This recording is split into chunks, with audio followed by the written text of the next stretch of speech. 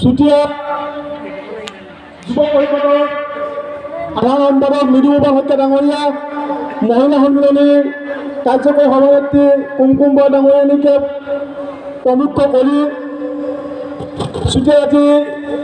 সন্মিলন, যুৱ সন্মিলন, মহিলা সন্মিলন, যুৱ পৰিষদৰ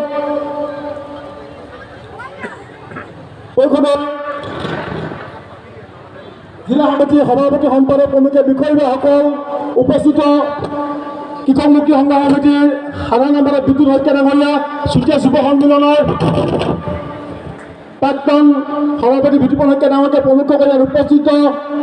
বয়োজ্যেষ্ঠসকল, আই মাতৃসকল, যুৱক যুৱতীসকল, ছাত্ৰ বন্ধুসকল আৰু উপস্থিত ৰাইজ সকলোকে সদৌখম চুতীয়া ছাত্ৰ সন্থাৰ মজিয়াৰ পৰা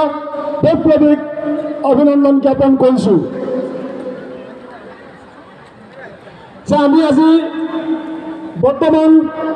সকলোৱে জানো বৰ্তমান পৰিৱেশত আমি কি পৰিৱেশত